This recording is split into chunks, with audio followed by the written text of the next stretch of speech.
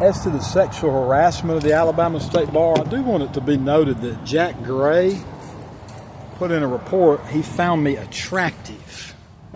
Now, there's 3 panel members supposed to show up so I get back and work with my clients. Now, he lied like the devil and told me it was a hearing when it was just a panel meeting. But then rather than give me a fair report, the bastard put in there that I was attractive. And then, I don't know, a couple months later, Clark Hall, another lawyer, came at me with an erection.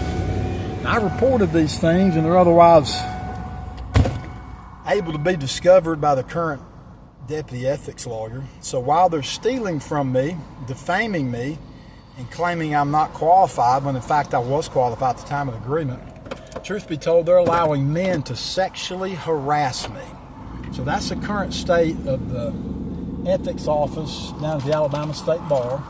If you're a single white man Christian, specifically a dad, expect them to honor none of your rights, take your property. I'm talking about for lawyers, the other 18,000 who are scared to deal with them because they know that they're so egotistical, and expect them to let you be sexually harassed.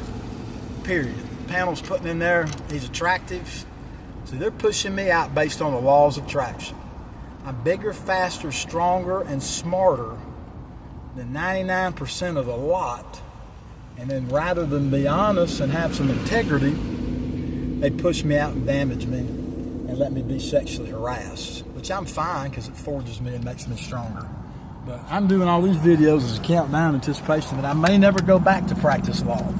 I may not ever go back and do it. I love it. In it for about 30 years, experientially speaking. But I don't want to be in the same association as Jeremy McIntyre and Roman Shaw, who allow me to be sexually harassed, and who take one of the only pastors in the whole bar that went out of the practice, volunteered his time to pastor, and then goes back in, and that's the kind of treatment I get. So, no, gentlemen, I'm not going to bow to your stupid egos, dirty Jeremy and fake Roman, until you restore my license. I'll waive the right to all the property that y'all let be stolen. You're an unconstitutional state. Y'all sexually harassed me and stalked me by proxy, and you're just a bunch of fake pretenders. Do that to somebody's name, especially an honorably discharged Army vet, and not one of y'all had the guts or the integrity to even serve in the military. So I rebuke the Alabama State Bar General Counsel, and I put out there that the number one slave trading organization in the world, probably, if you just take and look at it, could be the Alabama State Bar. If you just take active organizations over history of time who have been most engaged in trading slaves and consider Mobile, that's why the Alabama State Bar hates Catholics and freedom and people like me, because I want you to be free. Even if I don't like you, I would still want you to be free. But those men are not free from corruption. They are corrupt and tainted, and they're trying to taint my name, but it's very unfortunate that they can't do it.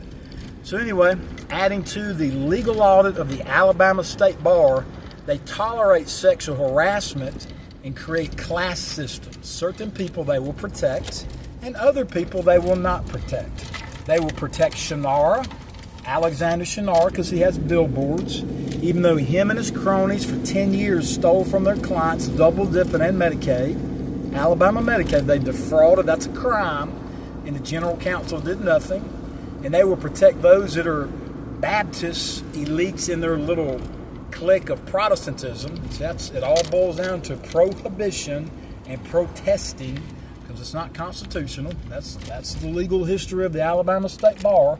You can go look at it. Again, the number one slave trading organization in the world that's still active. And Jeremy McIntyre, Fraternal Order of Police down there with them, is unconstitutional, and he is a slave trader. They made me a slave, an indentured servant, and they want me to pay them money.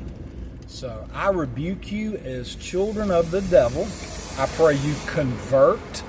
I hate evil, and you're supposed to hate evil, and I love that which is good, and you are not good men in regards to my file.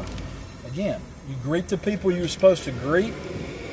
Who cares, says Jesus. Don't even the pagans do that. So y'all are pagans to me.